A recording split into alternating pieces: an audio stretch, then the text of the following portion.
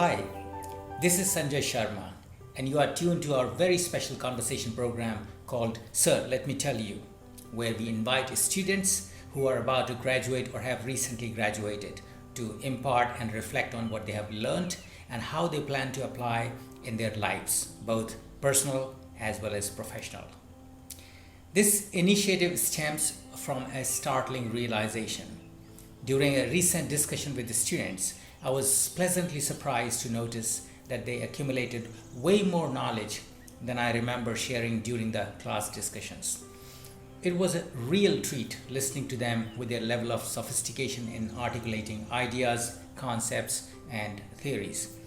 Frankly speaking, I felt so privileged witnessing their transformation as their teacher, mentor, or coach, and could not help but recall the Hindi verse.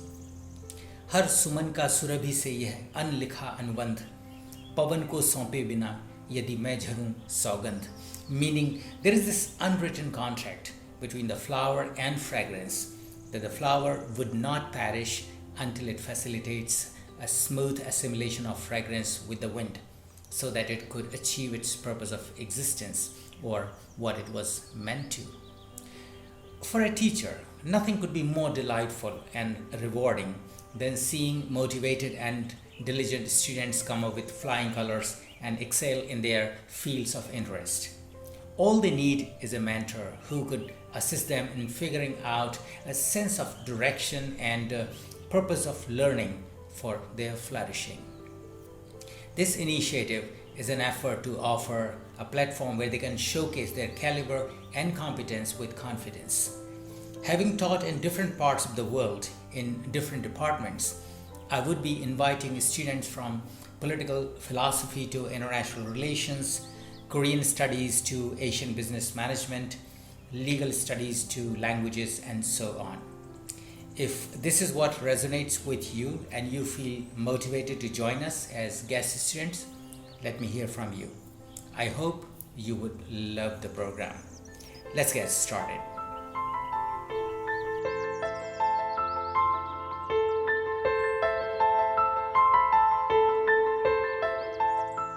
Today, my guest student is Tulsi Chauhan. She is currently a second-year undergrad student of Political Science Honors Program. She has various interests. She loves public speaking. Painting is her forte. She writes poetry. And as far as reading is concerned, she prefers nonfiction. So mainly autobiographies, psychology, philosophy, and so on.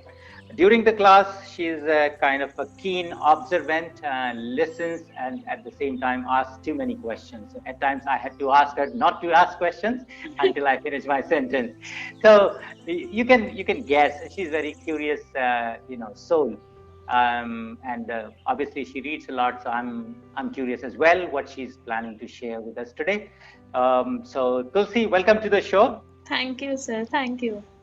Amidst all the things that you have been reading, what is that one thing that you would like to share with us today? Sir, I'll be talking about Machiavelli and Kautilya, one of the great philosophers, but I would not term it into a single sentence of philosophers because they have been portraying themselves with different characters itself. So That's true. I'll be talking about them more. What is that, the specific reason? Can you give me one or two points that you say that people should know about them? Sir, I think it's not just as a person you should know that Machiavelli and Kautilya what they did in their lives. It's also how it impacts you when you read about them. So it's more kind of like relativity, you connect with them because it is not something idealistic you should do. It does not require an idealistic society or a section. It is just a realism factor that is included in them, and therefore that just attracts you towards them. I see. So you see, so what you're saying is that actually because they are so relatable to you, Yeah. that willy-nilly, I mean, it's not your choice. You don't make a conscious choice that, whether I am impressed or they are impressive. Not. It just feels that, as if they are talking what you like to believe. Right. Could you give us a brief sketch of their earlier lives and how they rose to this prominent position that we are sitting here talking about them? Yes, sir. Sir, starting with Machiavelli, and as we know, he was from Italy, and there he was from Florence, and he's not someone who can be termed into a single word, that is philosopher. He never wanted to be a journal philosopher or was into that formal writing and all that stuff. It's just the surroundings that affected his way of thinking, and therefore he started writing. And when one of the great or something which is really interesting about him is that the prince which got more famous was that after his death he never intentionally wanted to force his views on society. So he was a diplomat, he was a philosopher, he also took part in military, so we can say he was a part of military as well. And during his surroundings, what kind of atmosphere he grew up in was that Italy was basically under the control of like a monarch, but that monarch was not just the direct prince or the state head, it was the religious pope who were ruling the state. So I would say that it is the religion which got into state and which was not liked by Machiavelli at all, which is very much seen or evident through the theory he explains. And like he separates religion and state. So that's all together summarized, that he says that if there is religion getting into state, it just spoils the functioning of the state because ethics get into it, morals get into it, and therefore the functioning or the principles of state get distorted somewhere. So that's what he's trying to say. And talking about his life more, he was a full grown citizen but was not even provided the citizenship because he went against the theory, went against the society that was continuing. And I would like to quote here something really beautiful, that was that after he died, like at the burial, there was an inscribed words written on his burial that were tanto nomini nullum par elogium. That refers to that he was so great man that he cannot be compared with anybody, he cannot be matched with anybody. So that's something which is inscribed on his grave. So that's a really interesting fact. I would like to quote here as well that somebody, like there was a philosopher called Leo Strauss who said like he is the teacher of evil. That is how strong opinion people had against him, despite he being so generous in his sayings as well. But I would like to say that his philosophies were more agitating, were more against the society, and that is why he was like under the stress of all those criticism by the philosophers, and therefore he was told as a teacher of evil as well sometimes. So that was about Machiavelli. Like he was definitely a person who changed somewhere some philosophies, but at the same point, he also faced the criticism by doing something against the society. And I would like to say here that the aura that he had and the area that he covered was the western side more. It was not so influential towards the eastern part more, it was western more. And therefore he was very restricted to what he said. He was a very realistic person.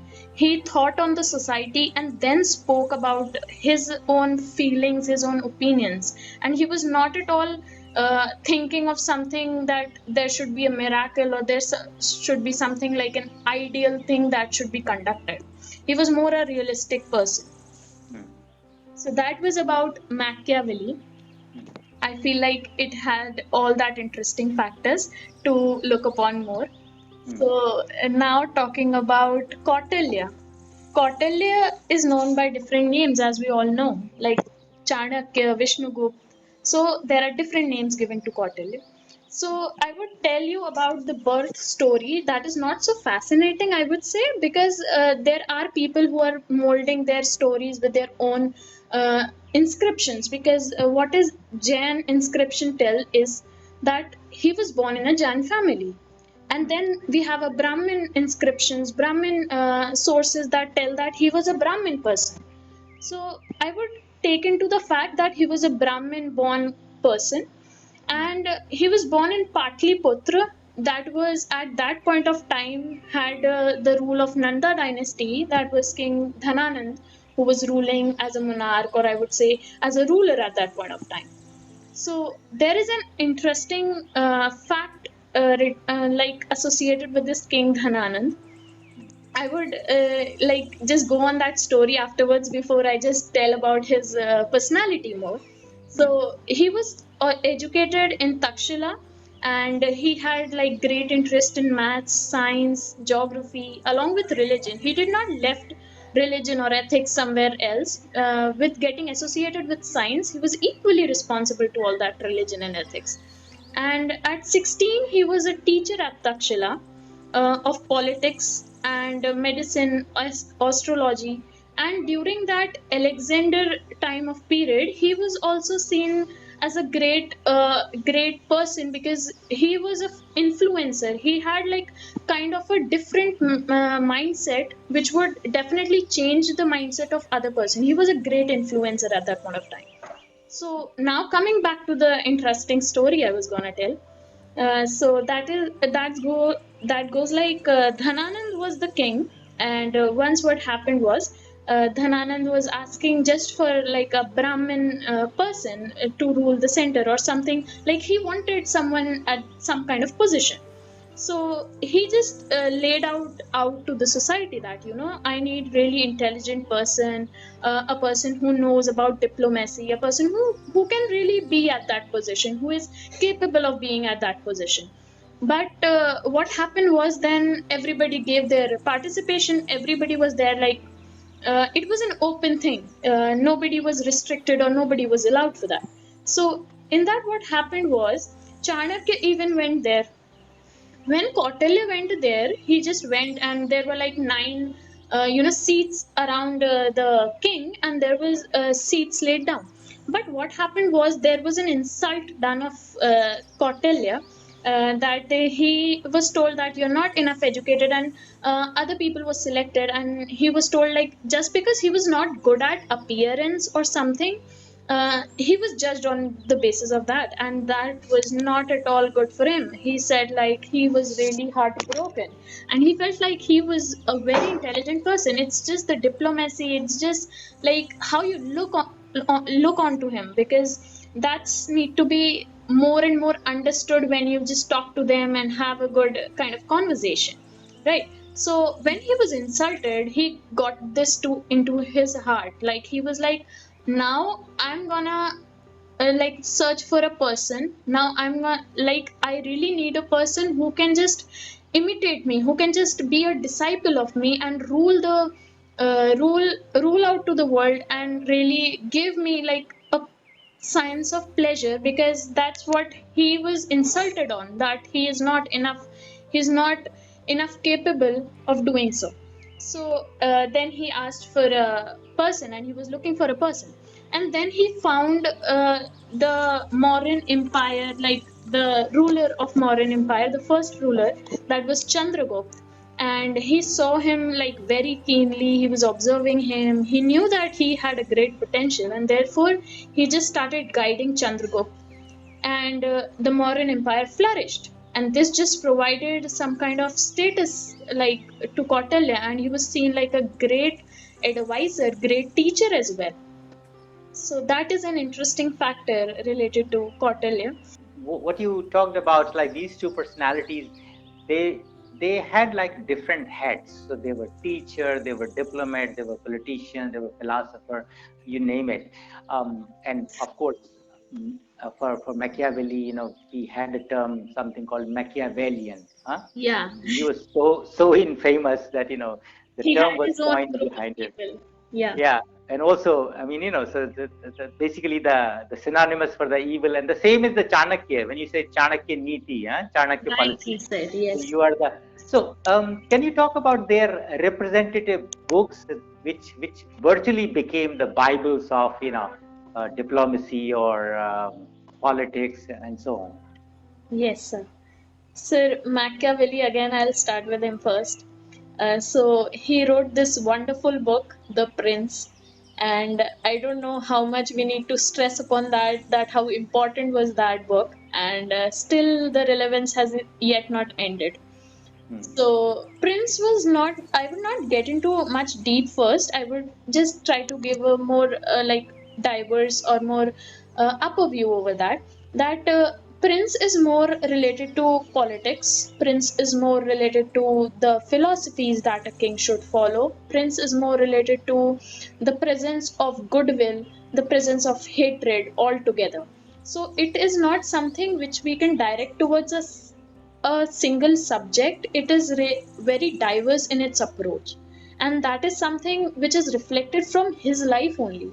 He being such a like diverse person in his throughout his life, that is very well depicted from the Prince he write. So I would like to just quote few sentences, and you'll get to know the meaning of it, and you'll get to know the attire, the all that aura that he had, and how great he was at his thinking, despite he went against the society. So I'll start with a few lines that he said. That was, everyone sees what you appear to be, few experiences what you really are. Like, he is just trying to explain that how important it is to even look good. Rather than just having good opinion, it is also important to carry yourself with with some kind of seriousness, with some kind of discipline. It is not what you like, it is not that you every time get a chance to talk, right? Like, even if we go outside, it is not every time we can express our views, we can just have debates with people. It's our look, it's our way of presentation that attracts people more. So that is what he's trying to say, that even as a king, if you want to be a ruler as well, it is very important to have that aura around you so that people are attracted to you. So that is very well illustrated. Then I'll move to some other like lines or sentences that are given. That is, people should either be cursed or crushed. We can just here get the sense of how agitated or how brutal was he in his thoughts, because this line of crushing people is a very like hard line, and you need to get like a lot of courage for that. Yeah. So people should so he said, like, you need to just judge people. It is very important to know about people first, that whether this person is going to help you, or whether this person is going to be better than you and is just going to attack you in reverse. It is very important to know. So in terms of a ruler, he is saying that please try to judge people first, and it is not that you need to have a loved heart for everybody. It's like people can get against you, and if you don't crush them out, if you don't fight with them, if you don't destroy them completely, you're gonna lose at some point of time, and they can like grow more stronger and stronger. That would affect your own politics, your own kingdom, your own empire. So it is very important to either, like, if they're loving you, there should be cares, like they should be protected, they should be like thought of. But if they're getting against you, just crush them, destroy them. That's what he tries to say. So now coming to another philosophy that he's portraying, that is, it is much safer to be feared than loved. So I think a very beautiful line. He's trying to say that in this, that he's more, it is not important to be loved by everyone, because you cannot be loved by everyone, right? So what happens when you love a person is, it is just that you stop punishing that person, you don't see something bad in them, you just, you are in your own zone of that love, right? But when you are into that feared zone, when you know that, you know, this is not something good for me, you need to just oppose that person, you're just there to, you know, give them punishment. So this is better for you, this is more I would say realistic for you, you can like be more out there rather than being in that stress of loved. So he just tries to say that a ruler should be more driven by realism, driven by the decision he makes, rather than in like ask for love from the people. So he's just trying to make out points how the ruler should be, so that he has this wide empire constructed, because it is not easy to for a ruler to just go on out there and just ask for people, because even people are not to be trusted. At the end of the day, even they can crash you, or if they just get merged with your enemy or neighbor, they can, like, you have an empty empire then, right? So it is very important for a ruler to be disciplined, to be to have some norms to be followed. And the other thing he mentions is, where the willingness is great, the difficulties cannot be great.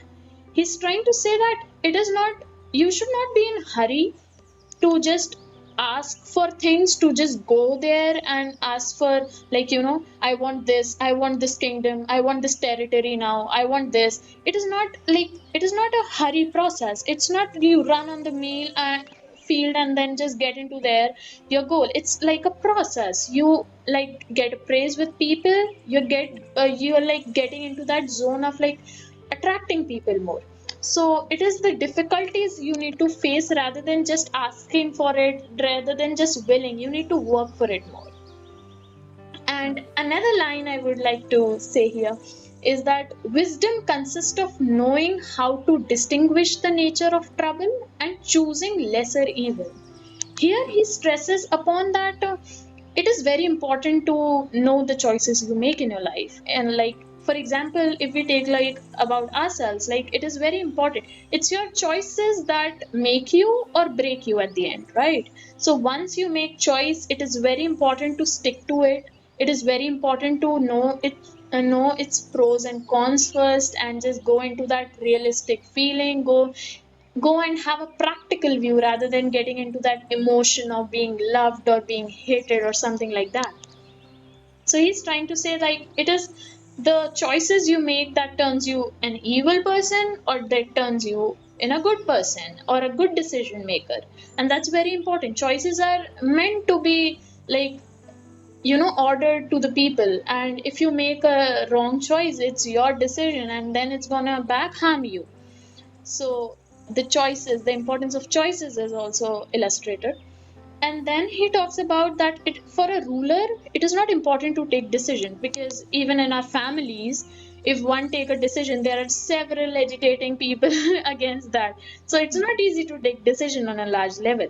So a person has to go through like a lot of stress, so they are just he just says that if a person, there is a human nature, right?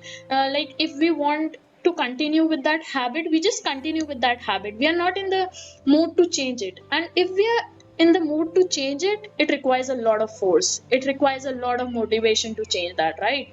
So it goes same or similar with the king as well. Like, when he takes such a big decision or something really out of the habits of the people, which is like long run back, so it is very harder, and it is like getting into a next goal or stepping another initiative is hard for the people to accommodate, and that would lead to more stress, and that would lead to more criticism as well. So he need to be ready for that criticism when he initiates some kind of like a different rule, different philosophy, or different principle in his kingdom. So that is what he's trying to say. And he's trying to say, like, all to the king, that try to be more humble, try to, like, if you're getting things against you, try to destroy it. He's not saying you need to be just good for the people. It's like, if things get bad, you need to get into that agitating mode, into that violence mode, to do anything. So basically, I would like to conclude here about the prince. He's trying to say that, in simpler words, if I need to put it, that it is that policies and philosophies or good governance or anything, if you do for your state beneficial, like if it is beneficial for your state, if it is good, or it is in profit for your state, all this can be excused. So he's saying, like, everything does not matter if it is the state who is getting into that profit zone, and you should do anything which takes you towards takes your state even towards that goal of profitness, towards that goal of prosperity. So that's what he's trying to say with the prince Machiavelli. It's a very raw kind of Yeah, writing, it's right? very evident. You can just Mm, see it, you can just sense it. It does mm. not require a supernatural mind to understand those things. It's very simple, it's very out there. Yeah, I mean, even when you put these two variables together, on one hand, it's better to be feared than to be loved, huh? If you cannot have both of them. Yeah, So, well, I don't know. I mean, probably this is one of the reasons why, people call him the evil, you know. yeah. Rightly said. Yes. Okay. Okay, and what about the other gentleman? Yes. Now talking about Arthashastra, Kautilya being such a different person as compared to Machiavelli, Hmm. but there are similarities as well. We'll look upon that later on. So now talking about Arthashastra, one of the great book. And Arthashastra is not about just politics. It's not about just kingship. One of the difference that I see in Machiavelli's Prince and Kautilya's Arthashastra is about religion. There's a lot of difference I've seen in the religion. In Arthashastra, he's trying to say that these are certain laws, there are certain principles that a king should follow. That's fine at some point of place, but at the same time, there is something called dharma. There is something called righteous actions that should be proclaimed. It's not that you need to get above that. So he's not getting aside from religion. Along with religion, he's trying to build up a society which, at the point of time at making decision, is also not going far away from its ethics or morality.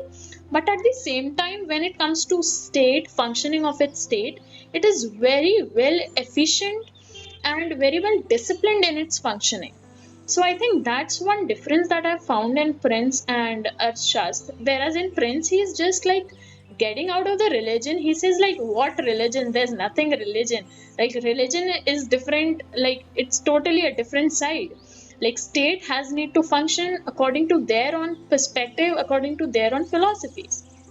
So now focusing on Arthashastra, Arthashastra basically firstly tells about Chanakya Niti. It also tells about like the seven factors that a king should like that a state should comprise of, or a state. What is a complete state that he's trying to portray from these seven factors? And these seven factors include the king. Obviously, I don't know which kingdom is without king. So Hmm. then ministers who need to just function properly, because king cannot function, right? That's a very like normal thing. And then we have province. Without a territory, what is a kingdom? What is an empire? You don't have anything. It's just Hmm. the province that is very important. You need to preserve that. You need to do anything if territory gets into harm, gets into that danger zone. And then we have treasure, and then we have army, and then we have allies. Treasure talking about the finances, like you cannot do anything without finances, right? Like Indian government is facing problem with finances each and every day. Like there is a center state issues, there are like financial division issues every time. So it's very important to have good finances. And then talking about army, definitely if you have a territory, you need army to protect it. And then we have allies. Definitely, you are not alone in this world. You have different states, you have different neighbors, you have different countries to have competition with. So it is very important to build up allies, right? Yeah. So now coming to Kautilya's statecraft. So what is statecraft according to Kautilya? It is basically the effective functioning with strong and thinkable decisions. That's what I could make out from the Arthashastra book, like he's trying to say. Hmm. And being a kingship, like as he says, like kingship is the origin of state. Like origin of state is from kingship. They are very interrelated, right? So not just it's not just the safety and the security of the people that he's trying to save, or like is trying to tell the king that you need to be very preservative of your people, you need to like look after them. It's not that, just like there has been like another side to the coin as well, that is like you need to punish them as well. Like dand theory, like if I take it into Hindi, it's dand theory. Like he says like if it is important to praise them, if it is important to secure them, it is equally important to punish them. Because being a human nature, having a human nature that people are born with desires, and you just keep fulfilling those desires, you just get into that zone of fulfilling more and more and more. And when you just stop that, it's a great agitation coming to your way. It's not just the fulfilling of desires which is needed, it is more kind of punishment as well. You need to punish them for wrong they do. You need to punish the people who are unjustified, who are like just claiming their power over people. So that's what he's trying to say in kingship. He also tells about dispensing rewards and how it is very important to dispense a reward. He's saying that it is not just rewards attract people, right?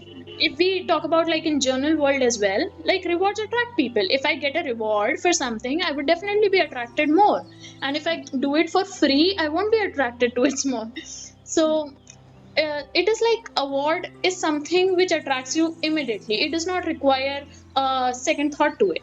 So he's saying like if you award them, if you give them what they did, like what they did for, then definitely they are gonna help you. And when they help you, it is betterment for your kingship, for your kingdom. It's betterment for your functioning. It's not they are favored. It's you even favored in that process of giving rewards. So it is like a two-way process. And then he also talks about now conducting, like he talks about Saptang theory, in which he says like it is just the Hindi version of the seven factors that I said. So he just described that why Swami is needed, why Mantri is needed, why Janpad, Durga, Kosha, Sen, Mitra. These are all like the Hindi names of what I said, right? So it is very important to have a good complete state, because anything missing in that can cause you some kind of disbalance in your power as well. So then it talks about interstate relation. I would like to put here, like this is one of the difference in the Prince and Archas that we see. In Archas, he's trying to cover more diverse, more like a larger view, a larger picture, rather than in Machiavelli's uh, Prince. It is more subjected to a single goal of state.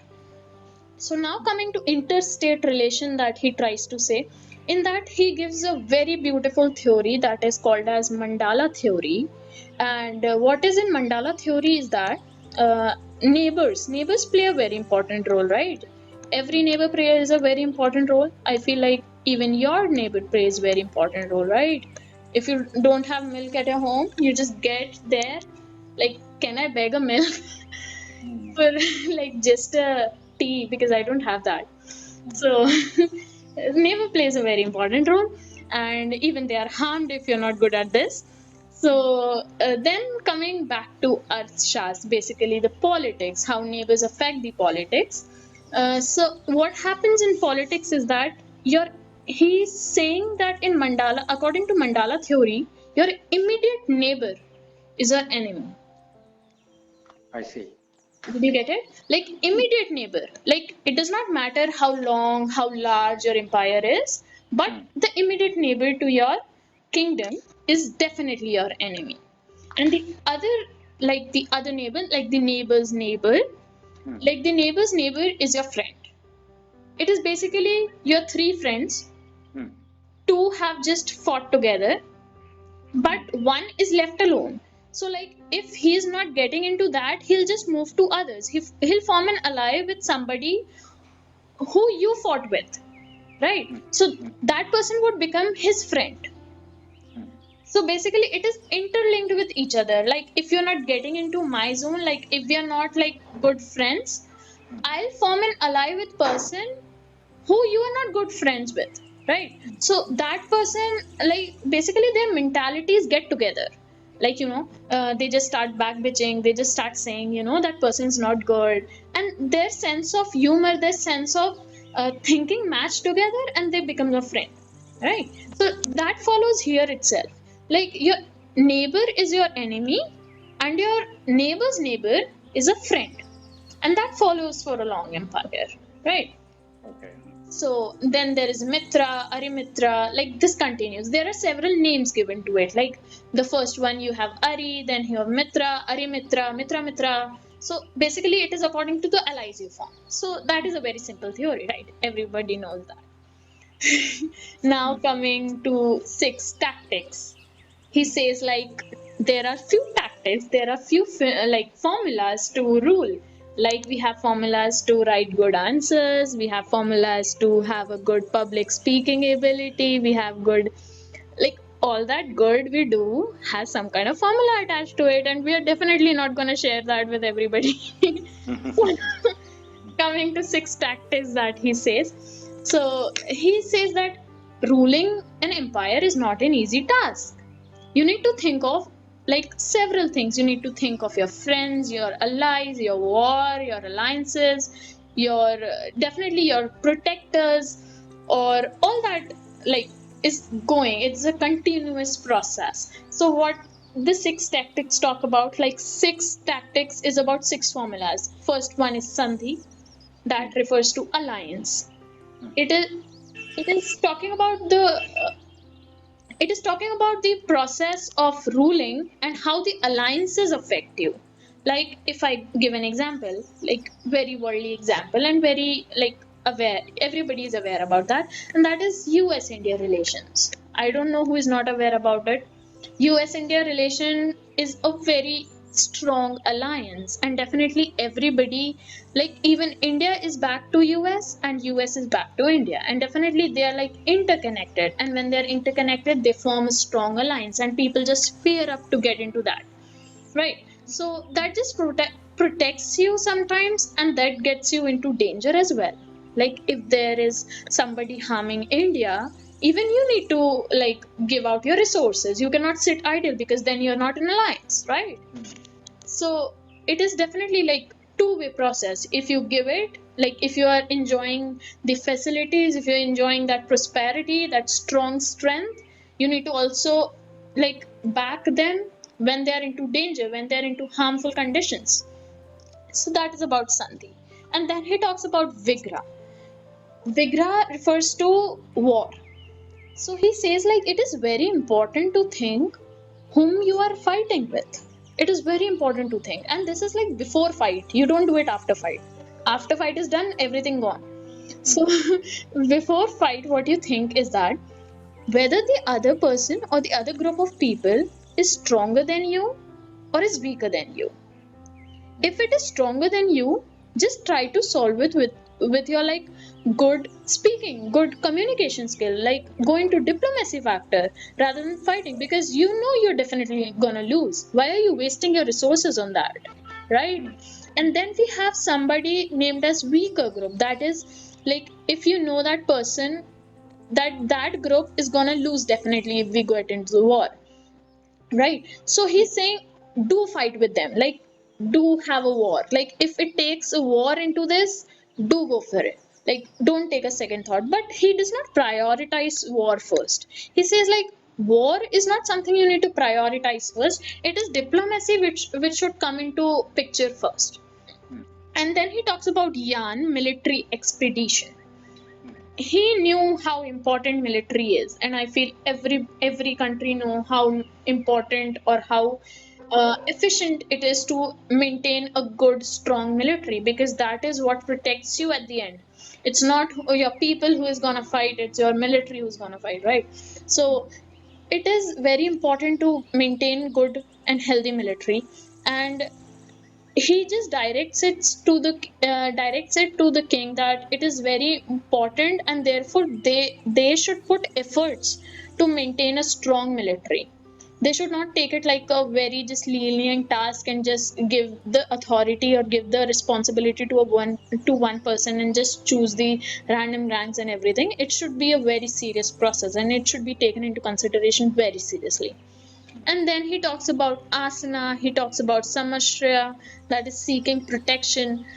Seeking protection talks about that king is like kings are not supposed to fight every time. They can even seek protection with anybody. Like if they have formed some kind of alliance, they can just get into that shelter of that alliance, of that strength, and then when they are like when the danger of war finishes, you can get out of there. So it is not always to have a war, have something kind of discussion over it, right? So then it talks about duplicity, that is like having double face or getting into that diplomatic zone. It is always fine to have a duplicity. It is always fine. It is seen something bad or negative in a negative connotation, but I would say it's fine if you use things with your own perception, your own like advantages and disadvantages. I don't think there's something wrong got to it, because what happens is that everybody is using their things with their own comfort. It's not you alone thinking about themselves, and being a human, everybody is like bound to think about their own interest first, right? So that's what he's trying to say, that it's fine with duplicity, and war shall be prohibited if duplicity is very well implemented and very well thought of. If there is something, if there is a king who is intelligent enough to use that diplomacy with his own concentration of mind and thought, he's good at it. He's good at ruling empire. That's what he is trying to say with arthashastra. What I understand is that I just had to think of it when you, especially in the context of sandhi or alliance. Yeah. Probably, I mean, when we see the economic blocks or security blocks among different nations, Yeah. they are exactly on the same pattern, right? Yeah. Like I talk about NATO. I'll talk about relevance more, like how relevant they are. Even I'll talk upon that. Okay, so I'm just thinking if you can, now that you have compared these two, Yeah. can you put them perspective, like showing similarities and dissimilarities in these two people, or based on these books? Yeah. Machiavelli and Chanakya. Mhm. Machiavelli, as I already told, that he was very like into that zone of separation between church, that I was like I would represent religion with that, and the state.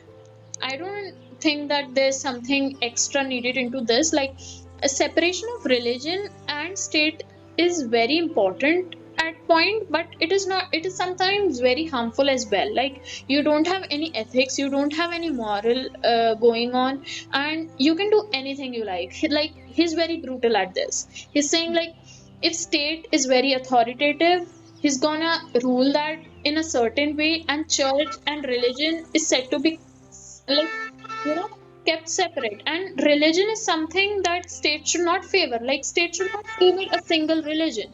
Like if there is like religion of Jews or Hinduism, like if I give an example of India itself, like we have in our constitution that states cannot support a single religion, and therefore it is very good for an Indian society, because it has got like so much diverse population. It would have been like so difficult hell to rule, like hell to conduct its functions, its like responsibilities, if we have already thought about all those religion. Because I don't know, there's something left apart from religion in India, if like we are just getting into religion part into the state, and it is the functioning that is affected with that. So that's Machiavelli talking about it. And then we have Chanakya on the other side. He's advising king that king is not above dharma, above religion. King is below that. King is below the righteous actions you take. Like, it is not that you have all the powers, you have got unlimited kingdom to rule, you have got unlimited like powers to have or sustain.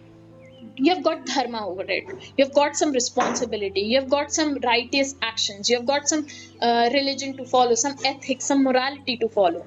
So that's one kind of difference that we see in Machiavelli's Prince and Chanakya Arthashastra. And then we have Machiavelli talking about king above all.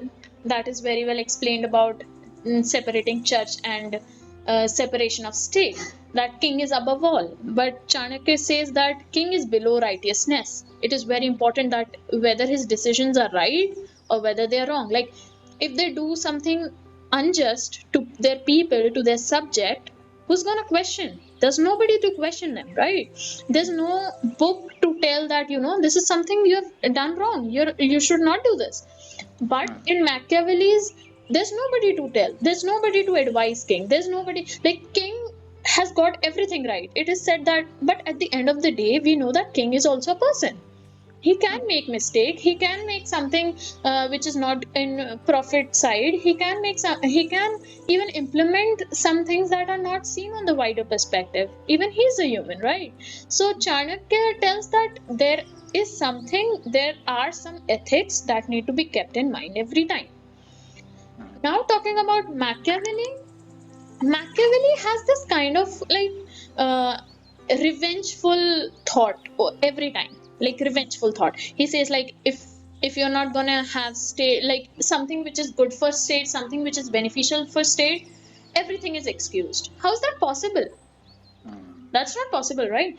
Like everything cannot be excused. If you just go and murder a person and you just say that it is good for the state, this is not right, right? You need to explain those like reasons, explain those things, whether why have you taken that step, right? So it is more revengeful. It is more like you can do anything with the say of state. Like you can wage a war, you can just go and harm people, you can do anything. So that is a kind of revenge you take. But whereas in Chanakya you see that he's keeping the war the last option. He says like try to solve things with your diplomacy, try to solve things with the mandala theory that he gave, the elaborated saptang theory that he gave. He tries to say that, you know, try focusing upon more diplomacy, try focusing upon more thought process rather than just getting into and waging war against each other, because that's gonna lead to the destruction of both the sides, right? War is not some kind of one way process. It's like both the sides have their destructions at some point of time. So Chanakya says that it is not how revenge you take, it is how you do it. Like how well you are, how good you are at understanding things, how intelligent enough you are to solve things, solve problems. So that's what Chanakya is.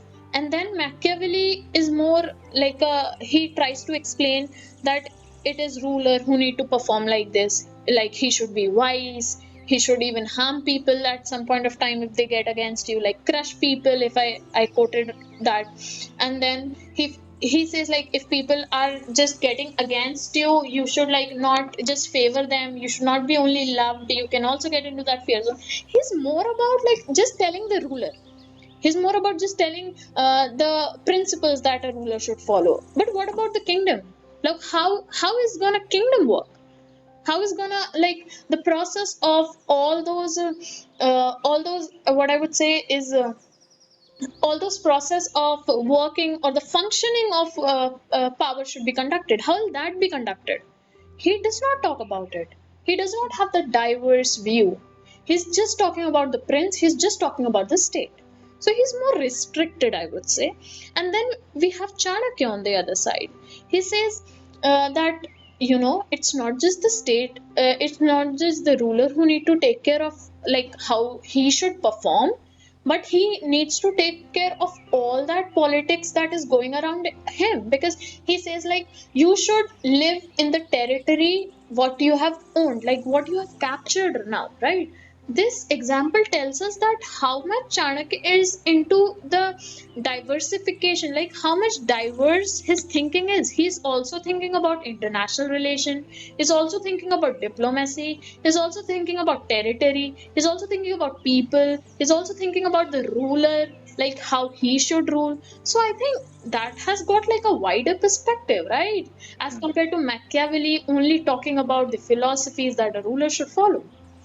So, and the other difference I would like to like make here is that Machiavelli is famous in West. Like he knows, like everybody know what Machiavelli is, and the things he's like told for, or like he's just went like his books are read for, and he's consulted more for an ideal ruler rather than ideal politics or something like political or something more diplomatic.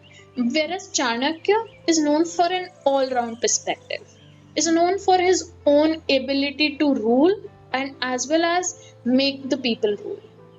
So that's the difference between Chanakya and Machiavelli. Now coming to some of the similarities they have. Similarities, one of the similarity is very well evident, that is they both are very realistic. They do not talk about an ideal state like Plato, Aristotle. All they had their like imaginary state created in their own worlds that is not available here. So Chanakya talks about realistic thinking. Chanakya talks about how things can function, how actually you can give power to the people, how actually you can give power to your ministers to rule, right? How you can get the territory over or under your control. How can you identify who is your enemy and who is your ally, right? So that's more realistic, that is more evident. So it's not something that is very theoretical. And then we have Machiavelli, who says like a prince should function in a certain way. He should not be so good at just getting that love. He should not be in just desire of love and love more. He should also see the other perspective. So they both are very realistic, I would say. But and the other similarity is that their shrewd narrative. I don't know, but Chanakya and Machiavelli has not been portrayed as a person who used to be like very positive about things, who is very positive about situations, but they're also criticizing them at the same point. They're saying like if people are good at you, you should be protective for them. If they're bad at you, just crush them out. So this shows that how brutal they were, but I would say at the same time they were very realistic. It is definitely real that if people get against you and if they become stronger, at some point they just take a place and you're gone. So that is the shrewd narrative that is very well depicted from Chanakya and Machiavelli. And then we have problem solving nature, I would say. Chanakya and Machiavelli both were not looking upon things that should be done, like state should be like this or ruler should be like this. They are talking about the problems more, like where the problem lies. Like they are talking, if allies do not work, what you can do. They're giving the solutions of the problems more, right? If they're saying like if you don't work a certain way, if the king does not rules a certain way, if he is not wise, if he's not good at communicating, if he's not good at attracting people, he's not said to be a king. So he, like, they're giving the problems along with the solutions. They are more like I would say it is more related to the realism or the realistic perspective that both of them had. So it's a kind of like a diagnostic approach, huh? Yeah. I have one probably last question I can say. Okay, sir. What are the values or the philosophies that you personally subscribe to when you think of them? I mean, what is that you like about or subscribe to that, yeah, they were right in that, or something that you don't really appreciate personally? Yeah.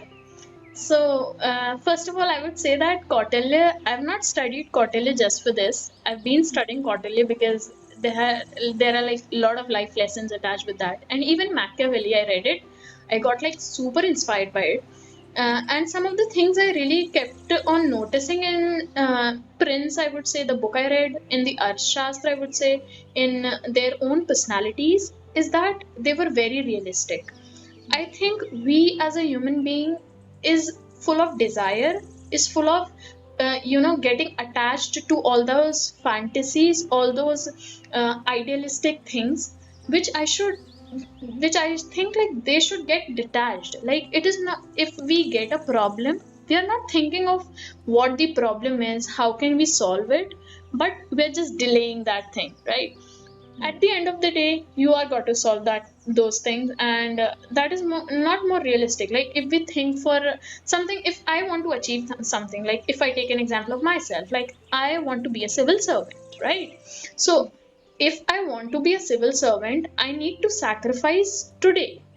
It is not the sacrifice I make after this, because then I'm gonna like just like let it go, right? It won't get into me. So it is very important to be in that realistic feeling of working hard rather than into that fantasy of I'll get that power, I'll get that car, I'll get a lot of money. That's not the thing. So I get to learn that we need to be very realistic in our lives rather than getting into that idealistic world, our dreams, all that stuff. and then I get to learn discipline from them. Like Chanakya says that despite all those, he says several philosophies should be followed by king, and then Machiavelli also talks about like several philosophies to be followed by king. But at the end of the thing, they are talking about the discipline which is continued. The king should not follow for wrong things. Like if I take an example from history, I would say I would just like bring it into here that there was a king. I don't remember the exact first name, but there was the last name was Rangila. He was from Mughal Empire itself. So despite being a ruler, he was all invested into that dances, into that drinking, into all those like visiting monuments or something like that, and all his empire collapsed. So it is very important to be disciplined in our lives. And being a king, if even if he has all those powers, he is a disciplined person, then why can't we be a disciplined person? Because we haven't achieved yet anything. So we need to be very disciplined as a person. Those who are listening to you now, I'm quite sure they must be a bit perked up and they feel like, I must read a little bit more. Can you suggest some books besides these two, or sources, resources that people can refer to in order to learn more about these two personalities? Yes, sir. So, sir, for Machiavelli, one is The Prince. It's a must read who haven't read it yet. And then we have Art of War, written by Machiavelli again. And then we have Discourse on Livy. So, Okay. so these are like three books suggested from like written by Machiavelli. And then by Kautilya, we have Chanakya Niti, Arthashastra being the very important one. And then we have Niti Shastra. This talks about more of a way of life. It is more like a life learning book. So these are like 2 3 books that you can read. Thanks a lot for explaining all that in such a simple, words. Ladies and gentlemen, this is Tulsi. As I said, once you start listening to her, you just close your eyes and, you get lots of wise words in her interpretation. So I'm very happy that, she could join us. If you have any comments, any remarks, any feedback on the content, on whatever, or if you want to ask any questions, she's the person to reach out. So feel free to get in touch with us. And I hope you enjoyed today's episode.